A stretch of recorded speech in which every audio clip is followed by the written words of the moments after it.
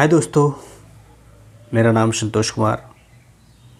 आप सभी का हमारे YouTube channel education tech support पर हार्दिक स्वागत है। तो आज हम एक इम्पोर्टेंट चैप्टर लेकर आए हैं जिसका नाम है साउंड, जिसको हिंदी में ध्वनि कहते हैं।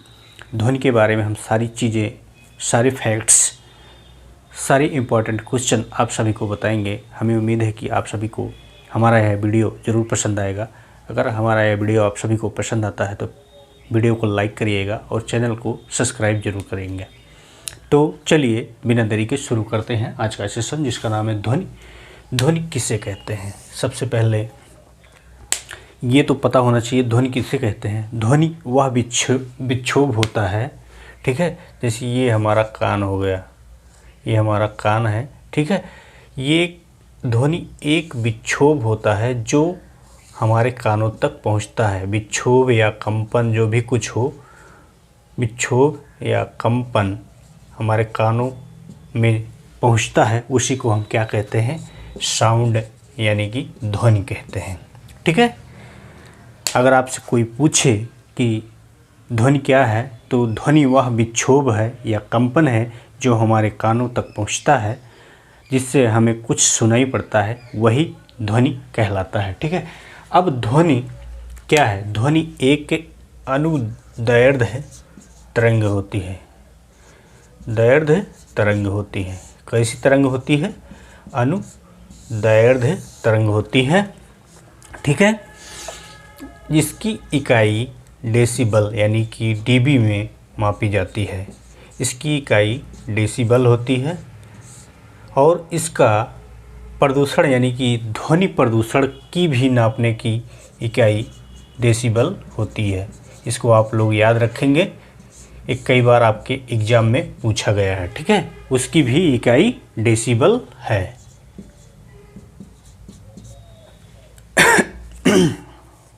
अब ध्वनिक तरंगे कितने प्रकार की होती है? ध्वनिक तरंगे 3 प्रकार की होती है। पहला आपका श्रव्य, पहला श्रव्य, दूसरा प्राश्रव्य, और तीसरा आपका आता है अवश्रव्य। श्रव्य, प्राश्रव्य, अवश्रव्य, ठीक है। अब श्रव्य का मतलब क्या होता है? श्रव्य का मतलब वह होता है जो हमारे कानों के अंदर जितने भी डेसिबल में आवाज़ जाती है, जितने भी मतलब जैसे तेज़ या धीमी, तेज़ या धीमी के बीच एक रेशियो होता है, वो जिसका हमारा कान सुनता है उसको हम श्रव्य तरंगे कहते हैं। जैसे इसकी जो श्रव्य तरंगों की आवृत्ति होती है 20 हर्ट्ज से लेकर 20,000 हर्ट्ज तक होती है, ठीक है। ये हमारा कान इतना आवृत्ति सुनने के लिए क्षमता रखता है, ठीक है। प्रश्रव्य तरंगे वे तरंगे होती हैं। अब अगला देखेंगे प्रश्रव्य तरंगे वे तरंगे होती हैं जिससे हमारा कान सुन नहीं सकता, मतलब वह इतनी तेज़ उनकी आवृत्ति होती है कि हमारा कान सुन नहीं सकता, यानी कि उसको सुनने में हमारे कान को तकलीफ़ होती है, ठीक है। वो उनकी जो आवृत्ति होती है वो 20,000 हर्ट्ज से ऊपर होती है। 20,000 हर्ट्ज से ऊपर अगर आप कोई भी आवृत्ति आपके कान में आती है तो वो हम सुन नहीं सकते। मतलब इतना तेज़ होता है कि हमारा कान, या तो उसके कान के पर्दे फट जाएंगे या फिर और कोई दिक्कत हो जाएगी, ठीक है। ये प्रश्रव्य तरंगे हो गए। अवश्रव्य तरंगे वे तरंगे होती है जिनको हमारा कान बिना किसी उपकरण के सुन नहीं सकता, मतलब ये बहुत धीमी तरंगे होती हैं, ठीक है। श्रव्य तरंग जिसकी आवृत्ति 20 हर्ट्ज से लेकर 20,000 हर्ट्ज तक होती है, और प्रश्रव्य तरंग 20,000 हर्ट्ज के ऊपर की तरंगे जो होती है 20 प्रश्रव्य तरंगे होती है। अवश्रव्य तरंगे जिनको हमारा कान सुन नहीं सकता, यानी कि इतनी धीमी उनकी आवाज़ होती है कि उनको सुनने के लिए हमको कुछ ना कुछ माध्यम की ज़रूरत पड़ेगी, ठीक है। तो उनकी जो आवृत्ति होती है 20 हर्ट्ज से कम होती है, ठीक। अब इतना चीज़ें आपको समझ में आ गई, कोई दिक्कत किसी को? ठीक है, आगे बढ़। और इसमें आगे देखते हैं जो आवाज़ पतली या मोटी होने का कारण इसका जो आवृत्ति होती है, तारत्य होता है, नहीं सॉरी आवृत्ति नहीं, इसका जो तारत्य होता है जिसको इंग्लिश में पिच बोलते हैं, उसके अनुसार डिपेंड करता है। जैसे मान लीजिए वॉइस जो आवाज़ होती है किसी की ग्रेव होती है, ग्रेव मतलब मोटी, और किसी की श्रिल होती है। अब आप खुद बताएं ग्रेव किसकी होती है और श्रिल किसकी होती है? ग्रेव किसकी होएगी और श्रिल किसकी होगी? श्रिल मतलब होता है, ग्रेव मतलब मोटी आवाज़ और श्रिल मतलब पतली आवाज़। ये किस पर डिपेंड करता है? ये पिच पर डिपेंड करता है। कौन सी पिच? जिसको बोलते हैं तारत्य, हिंदी में तारत्य बोलते हैं, इसके ऊपर डिपेंड करता है। जैसे किसी की आवाज़, किसी लड़कियों की आवाज़ इतनी मोटी होती है, जैसे वो मतलब मेल पर्सन यानी कि जैसे आदमी की आवाज़ उनकी लगती, क्या होती है? उनकी जो वॉइस में होती है, जो उनकी पिच है, जिसको तारत्य बोलते हैं, तारत्य में कमी होती है। ठीक है, कमी होती है तो मोटी हो जाती है। और पिच में अगर उनका जो तारत्य होता है उनमें अगर अधिकता होगी, यानी कि उनकी जो पिच अधिक होगी तो वो पतली आवाज़ देगा, और मोटी होगी तो मोटी आवाज़ के लिए कम हो जाएगी उनका जो पिच होगा। ठीक है, ये पिच के ऊपर डिपेंड करता है कि किसकी आवाज़ कितनी ग्रेव होगी या श्रिल होगी। ठीक है, तो ग्रेव के लिए पिच में कमी आएगी, यानी कि जिसको मोटी आवाज़ बोलते हैं, मोटी आवाज़ के लिए पिच में कमी हो जाएगी, यानी कि तारत्य उनका कम हो जाएगा। और श्रिल के लिए उनकी जो पिच होगी वो अधिक हो जाएगी। ठीक, यहाँ तक किसी को कोई दिक्कत? चलिए आगे बढ़ते हैं। अब देखते हैं इनकी चाल।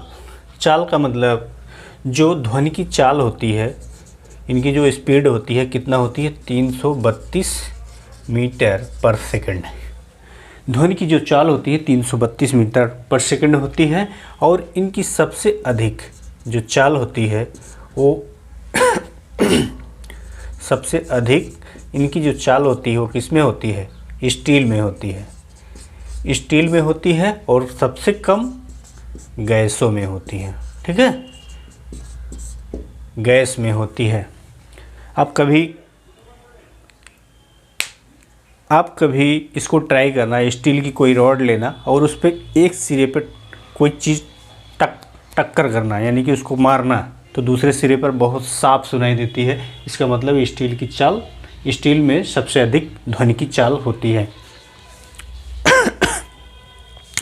वायु में जो ध्वनि की चाल होती है 320 मीटर प्रति सेकंड होती है। इसको आप नोट डाउन कर लीजिए। ये सब चीज़ें आपके एग्ज़ाम पॉइंट व्यू से बहुत ही इम्पॉर्टेंट है। ये सब चीज़ें जिसको हमने बताया है, चाल 332 मीटर पर सेकंड होती है ध्वनि की, सबसे अधिक स्टील में और सबसे कम गैसों में होती है। वायु में ध्वनि की चाल 320 मीटर प्रति सेकंड होती है। उसके बाद हम देखते हैं, हम जो साधारण बात करते हैं आपस में 30 से 40 डेसिबल के बीच में साधारण बातचीत करते हैं। 30 से 40 डेसिबल के बीच में हम लोग साधारण बात कर लेते हैं। जैसे हम कोई आपस में बात कर रहे हैं 2-4 लोग, तो उनकी जो क्षमता होगी, जो डेसिबल होगा, जो उनकी आवृत्ति होगी वो 30 से 40 के बीच में रहती है। और मान लीजिए जैसे शोर शराबा जहाँ हुआ वहाँ पे 60 से लेकर 100 के बीच में डेसिबल रहता है। शोर शराबे वाले इलाके में कभी कभी 200 तक हो जाता है, 60 से लेकर 200 तक डेसिबल हो जाता है शोर। यानी कि जहाँ पे जैसे बहुत ज़्यादा कहीं पे देखिए जहाँ मैच हो रहा है या लड़ाई झगड़ा हो रहा है या फिर यातायात सड़कों पर, वहाँ पे जो शोर होगा काफ़ी ज़्यादा होता है, तो उनकी जो आवृत्ति होगी 60 से 200 के बीच में होगी। और साधारण बोलचाल आपकी 30 से 40 डेसिबल के बीच में होगी। इन सबको नोट डाउन कर लीजिए। और आप स्क्रीनशॉट भी लेकर रख लीजिए, चूँकि याद करने में आपको आसानी होगी। ठीक है, हम बगल हो जाते हैं।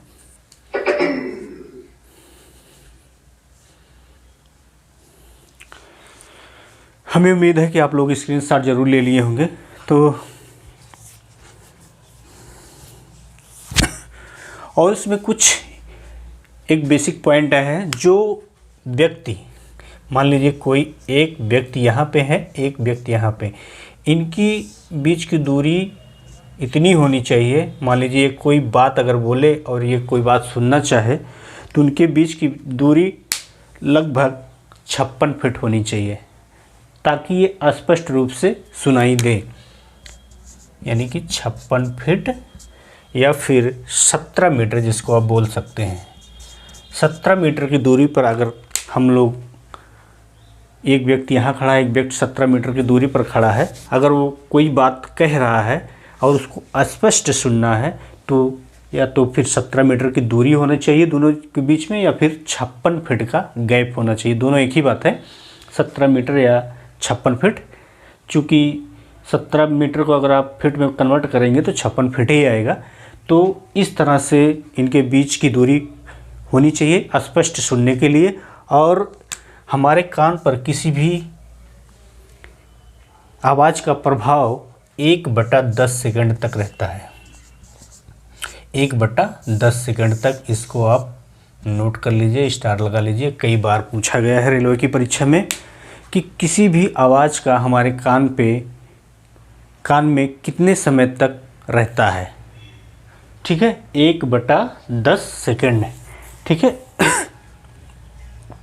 और जो ध्वनि है, ध्वनि हमारी जो साउंड है, ये कभी भी निर्वात में विचरण नहीं कर सकता है। यानी कि निर्वात में ना तो विचरण कर पाएगा, ना तो शून्य में विचरण कर पाएगा। विचरण का मतलब चल नहीं सकता। निर्वात का मतलब जहाँ पे कुछ भी ना हो, कुछ भी ना हो मतलब हवा भी ना हो, उसको निर्वात बोलते हैं। और शून्य का मतलब जहाँ कुछ भी ना हो, शून्य हो बिल्कुल, वहाँ पे साउंड चल नहीं सकता। अगर आप किसी से बात भी करना चाहें तो वहाँ पे आपकी बात दूसरा कोई सुन नहीं पाएगा, ना तो आप ही सुन पाएंगे। ठीक है, चूँकि साउंड को चलने के लिए माध्यम की ज़रूरत पड़ती है। बिना माध्यम के हमारा साउंड एक जगह से दूसरी जगह तक नहीं चलता। चूँकि जानते हो साउंड ऐसे ऐसे चलता है, ऐसे ऐसे। ठीक, इस तरह से साउंड चलता है। और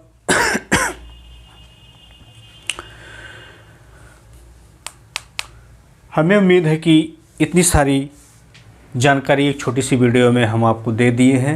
हमें उम्मीद है कि आपको ये फैक्ट्स अच्छे लगे होंगे। अगर ये फैक्ट्स अच्छे लगे होंगे तो हमारे वीडियो को लाइक करिएंगे, शेयर करेंगे और अपने यार मित्रों दोस्तों को ज़रूर बताएंगे कि ये वीडियो ऐसा है, अच्छा है या गलत है।